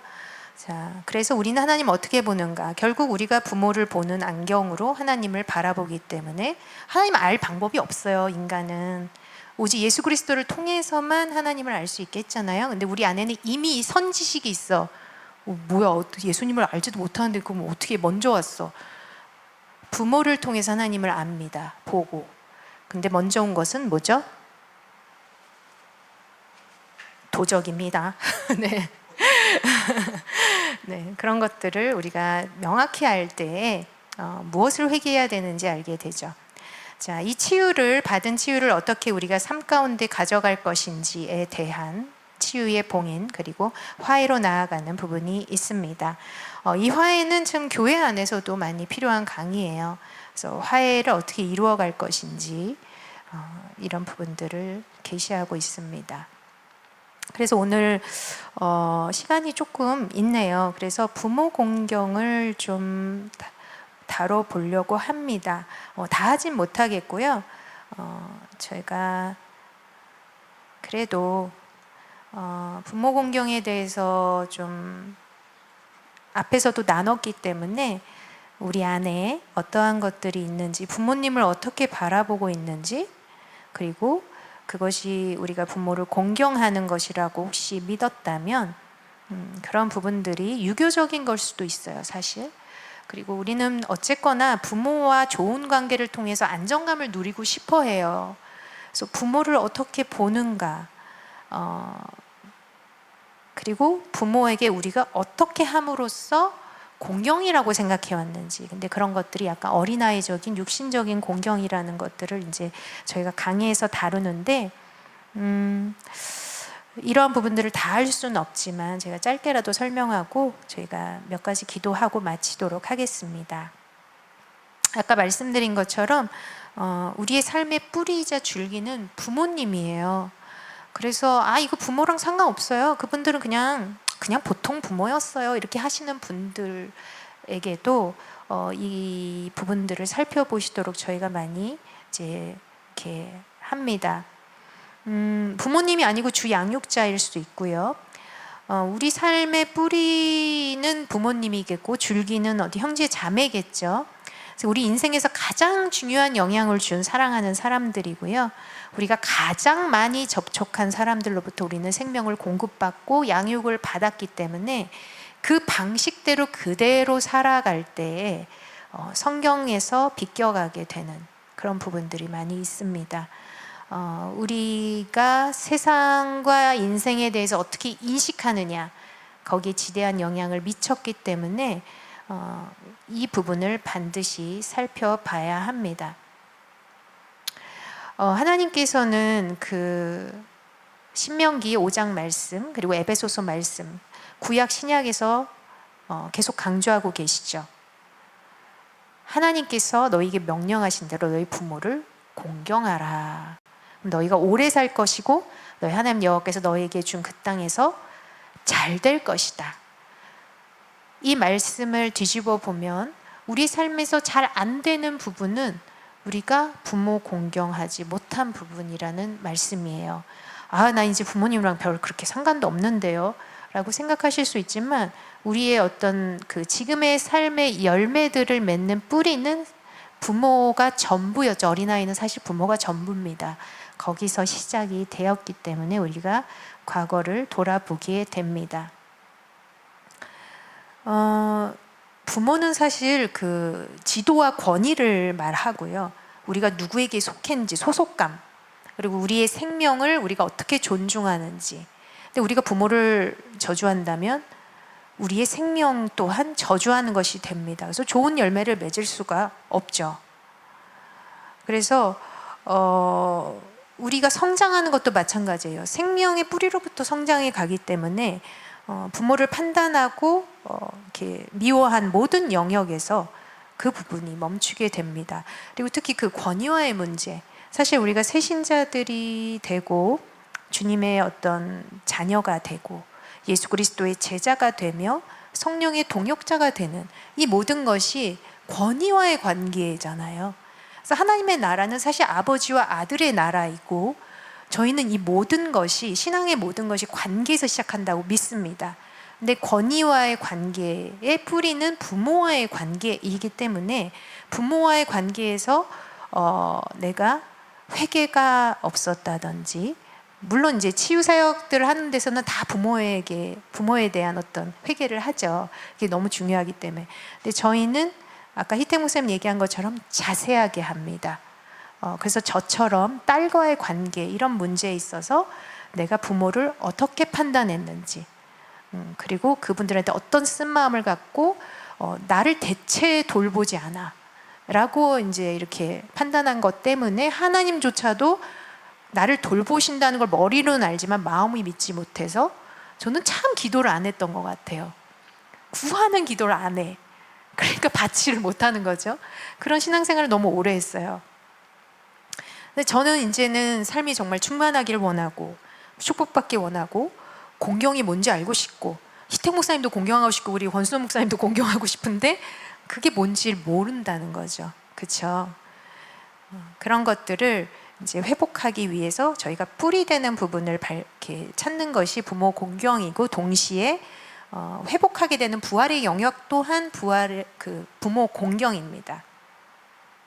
그래서 우리가 부모를 어떤 면으로 모든 사람이 불공경했다는 이런 부분들을 확인하고 찾게 되고, 그 불공경의 죄성을 십자가에 못 박는다면 이제는 그리스도와 함께 사는 것이 부모 공경을 회복하고 내 삶의 존중을 회복하게 되는, 권위자와의 문제들을 해결하게 되는 가장 기본적인 거라서 저희가 되게 중요하게 여겨요. 심지어 하나님이 포함되어 있잖아요. 권위는 하나님이 최고 우리의 권위신데, 결국 교회에서 어떤 권위자들을 판단하고 원망을 갖는 것을 보면 그 영적인 배경은 결국 하나님을 원망하고 하나님께 분노하는 그런 일들입니다. 그래서 이 부분들을 치유하는 것이, 우리의 마음을 치유하고 이 부모 공경에 속한 이 말씀의 권능이 계속 우리에게 부정적으로 역사한다는 것을 여러분 깨달으시는 것이 너무 중요해요. 그래서 저희 엘리야의 집은 이러한 부분들에 다림줄을 내리는 걸로 시작합니다. 하나님은 정말 우리 부모로 인해서 상처받지 않은 어린아이들 없잖아요. 우리 마음에는 다 상처가 있고요. 우리를 긍휼히 여기셔서 이제라도 그 굴레, 죄의 속박에서 자유케 되고, 그리고 부모를 공경하고 축복하고 축복받는 삶을 사는 것을 원하십니다. 아멘. 그래서 저희는 부모에게 받은 상처가 뭔지 다 기억하기 사실 어려워요. 근데 어떤 식으로 하냐면 현재 어떤 열매들이 이것과 연관되어 있는 과거의 일이 있는지 찾습니다. 지금 내가 제일 많이 하는 부정적인 이슈에 대해서 내가 제일 많이 하는 말, 좀 전에 이제 저희 사랑하는 목사님하고 잠시 얘기했는데, 지금 제일 많이 하는 말, 왜 나한테 설명을 안 해줘? 나 이해할 수가 없어. 이런 말을 많이 한대요. 그 말 하면서 내가 가지는 감정들, 그리고 누구에게 화가 나 있는지, 이런 부분들이 패턴으로 계속 나타날 때 이것들이 사실 어디서 시작됐는지를 우리가 살펴보게 되거든요. 그래서 충분히 현재의 일을 이해하면서 현재의 해결을 위해서 이제 뿌리를 추적해 가죠. 그래서 상한 감정과 상한 마음들을 따라가다 보면 거기에 이제 성령께서 계시하시는 부분들이 분명히 있고, 내가 논리적으로 알 수 있는 부분도 사실 있습니다. 그래서 저 같은 경우는 뭐 딸을 언니로 투사했기 때문에 언니를 판단한 건 금방 찾을 수 있었죠. 그리고 나타나는 열매들을 보면서 반드시 훈육하는 이런 것들을 보면서 그때 내가 괴롭히지 않게 해야겠다라는 그런 맹세를 했구나. 그때부터 엄마가 되고 싶었구나. 참 그런 마음을 이제 보게 됐죠. 그래서 이로 인해서 얼마나 내가 다른 나의 사랑하는 이들에게 아픔을 주고 있는지를 계속 직면하다 보면 우리가 그 죄를 미워하는 그런 무르익는 지경에 이르게 됩니다. 그래서 이런 얘기들 하다 보면 뭐 회개하세요 이렇게 얘기 안 했는데도 너무 회개하고 싶어해. 여기서 벗어나고 싶은 거지, 그죠? 네. 그래서 부모 공경의 원리를 어긴 죄들이 용서받을 수 있게 합니다. 그것만으로도 많은 부분들이 풀려나게 되죠. 부모로부터 받은 아픔들을 많이 표현하게 해요. 그리고 받지 못한 것들을 좀 받게 하고, 뭐 수고했다, 네가 그렇게 결과는 좋지 않았지만 얼마나 애썼니. 사실 우린 이런 말들 너무 듣고 싶어 하잖아요. 네, 그런 말들이 우리에게 필요할 수 있습니다. 그래서 하나님의 긍휼과 자비로 위로하며 바로잡죠. 그리고 부모를 내가 어떻게 판단했는지, 저는 엄마는 되게 언니한테 당하는 약한 사람이라고 이렇게 판단을 했어요. 그렇죠? 어른이 어떻게 애보다 약합니까? 말도 안 되는 생각이죠. 근데 그렇게 생각을 하고, 엄마가 늘 당한다고 생각을 하고, 언니는 나쁜 애, 모든 문제는 쟤로부터 시작돼, 이렇게 판단을 하는 거죠. 그렇죠? 그리고 우리 딸이 나한테 어떤 감정 토로를 할 때 나는 엄마를 약하게 판단했으니까 제가 점점 약해지는 거예요. 당하는 것 같아. 어떡하지? 불안해. 막 이렇게 되는 거죠. 네, 이런 것들을 이제 찾게 됩니다. 그래서 부모로부터 받지 못한 이런 것들이 사실은 나도 방어한 것들이 있어요. 그래서 그런 것들을 찾아서 그런 맹세들을 포기하고 이제 축복을 받아들일 수 있게 이렇게 합니다. 제가 오늘 이제 많은 부분에 좀 예도 들어드렸고 제 간증도 했는데요. 자녀로서의 아픈 마음을 하나님께서 되게 터치하기 원하십니다. 아멘. 부모 공경에 대해서 이제 나누면 화가 나는 사람들이 꽤 있어요. 네. 부모가 변하지도 않았는데 내가 왜 먼저 해야 되냐. 분명히 말라기서에도 아비의 마음이 자녀에게, 자녀의 마음이 아비에게 이렇게 돼 있지 않냐라고 이제 항의하시는 분들이 있습니다. 그러나 우리가 부모의 책임은 부모에게 100% 있어요. 근데 부모를 불공경해서 내 삶에 불공경이 들어오게 한 것은 100% 내 책임입니다. 내가 내 죄에 대해서 책임을 지지 않는다면 다른 사람들이 저들도 죄에 대해서 책임을 지고 주님께 나아갈 거라고 믿지를 못해요. 우리의 마음이 그래요. 그래서 우리의 마음에 먼저 예수 그리스도의 구원과 회개, 보혈의 능력이 하나님께서는 임하시기 원하십니다. 그리고 우리가 무엇보다 악을 선으로 갚기 원하시고요. 우리 안에 이미 예수 그리스도가 내주하고 계시기 때문에 우리가 진리대로 할 때에 우리 삶에 또 큰 변화를 가져오기 원하시는 것입니다. 그래서 저희가 회개기도, 용서기도, 십자가에 못 박는 기도, 그리고 부활의 능력을 구하는 기도 이렇게 있는데요. 이 기도들은 제가 단톡방에 올려드릴게요. 매 세미나마다 그랬던 것 같네요. 네, 저 잠시 그럼 우리 함께 기도하는 시간 갖겠습니다.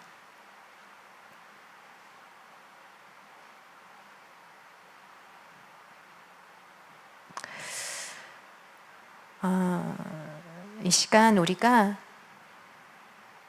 주님 손에 있는 그 다림줄을 바라보기 원합니다. 주님이 우리에게 화가 나 계신 게 아니라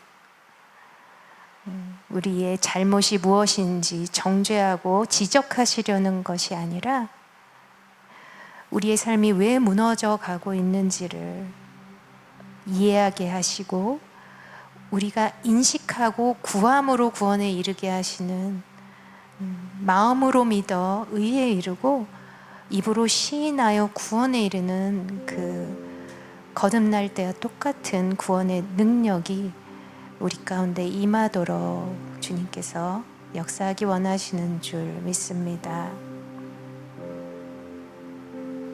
주님, 이 시간 기도합니다. 우리 안에 당신의 법의 그 말씀의 권능이 역사하는 부분을 보여주시옵소서.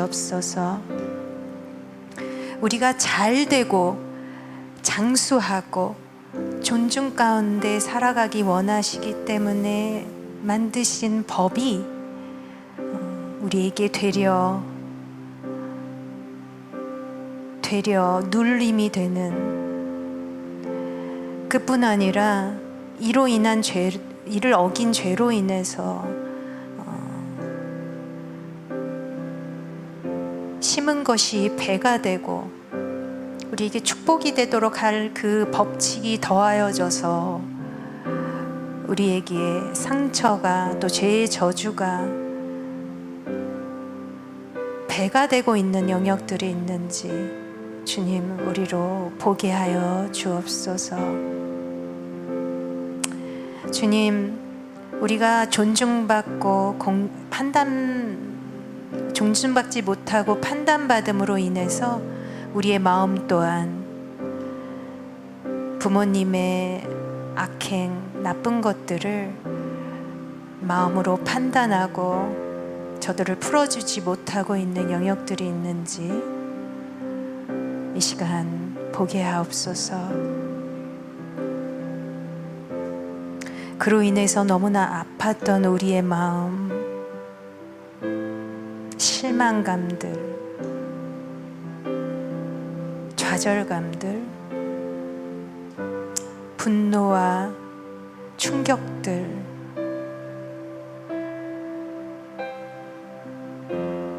빠져나갈 수 없는 굴레같이 우리를 얽어매고 우리를 축복해줘야 되는, 또 보호해줘야 되는 분들로부터 받은 수치와 저주의 말들,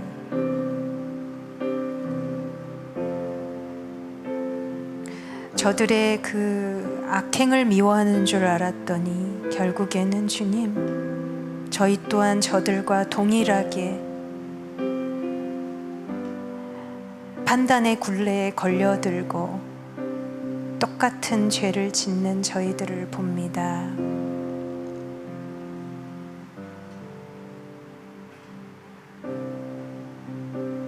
주님, 친히 오셔서 이 시간 저희 어린아이의 마음 가운데 즐거움과 의탁과 안정감을 빼앗아간 그 죄들의 모든 영향력들을, 그로 인한 모든 상처들을 이 시간 치유해 주시옵소서.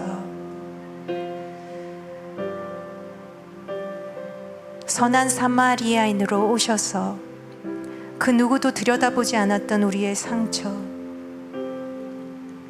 마치 강도받은 자가 땅에 거반 벗겨져서 죽은 채로 누워있는 듯한 저희의 어린 마음들을 주님 오셔서 들여다보시고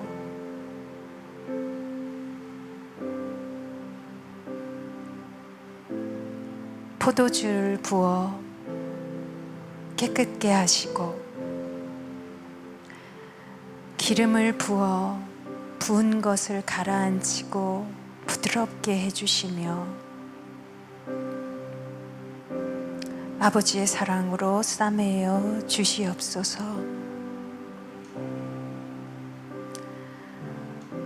그 독소를 뿜던 상처에서는 그 어떤 선한 것도 능력도 좋은 것도 나오지 못합니다. 이제 그 근원들을 보이시고 주님, 그로 인해 또 지은 많은 원망의 죄들, 용서치 못한 죄들, 이제는 십자가에서 예수님과 함께 죽고 예수님과 함께 못 박혀 무덤으로 들어가고 죽어지게 하옵소서.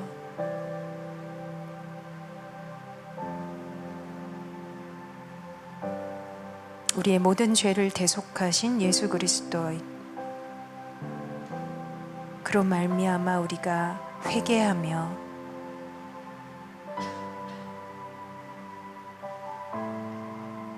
구원에 이르기를 원합니다.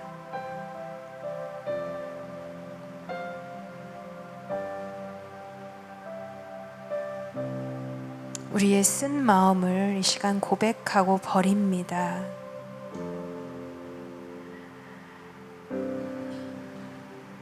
예수님께 용서받은 자로 또 용서합니다.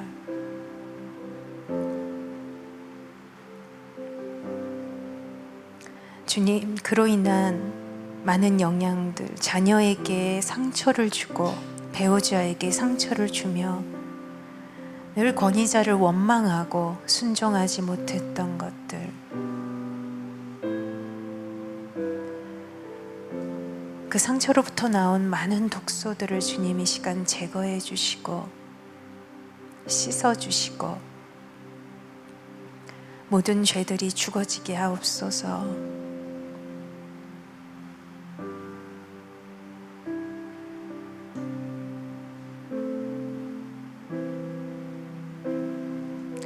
무엇보다 하나님을 우리 부모처럼 보며 멀리 있는 분으로, 나에겐 도통 말씀하시지 않는 분으로, 나의 의견을 무시하는 분으로, 연약한 분으로, 독단적이고 위선적인 분으로 판단했던 것을 이 시간 또한 회개합니다. 우리 안에 있는 불공경들을 주님 보게 해주셔서 감사합니다.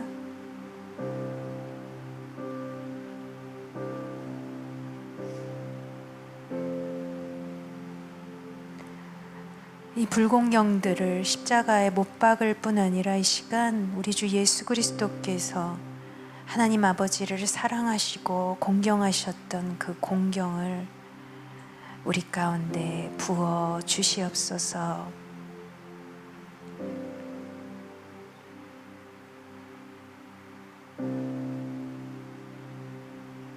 우리의 선하신 아버지로 이 시간 예수 그리스도의 아버지, 우리의 아버지로 이 시간 다시 초청합니다. 우리 부모로 인해 어그러졌던 그 영역 가운데 우리를 부모를 보는 시선으로 하나님을 바로 바라보지 못하고 판단의 수건을 쓰고 알지 못했던 이 영역 가운데 주님, 이제 그 모습 그대로 오시고 그 영광스럽고 충만한 당신의 본체 그대로 우리의 눈으로 보게 하옵소서. 우리를 한없이 사랑하신 아버지의 사랑으로, 우리를 진정 존중하고 공경하는 아버지로 하나님 아버지를 다시 한번 만나고 또 함께합니다.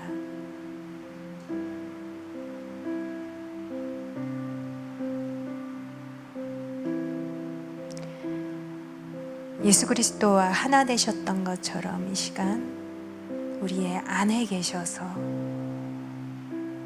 아버지 마음을 가지신 예수 그리스도의 영으로 우리의 마음 가운데 더욱 부어주시고 아버지와의 사랑의 관계 안에서 살아가게 하옵소서.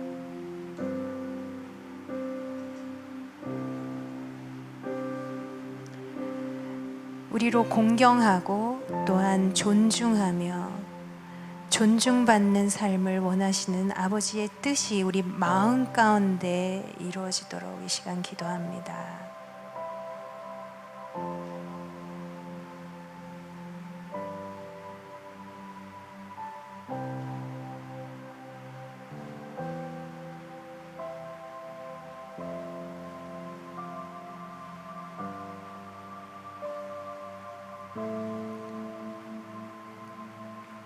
이 모든 것을 위해 친히 모든 값을 치르신 우리 주 예수님의 이름으로 기도했습니다.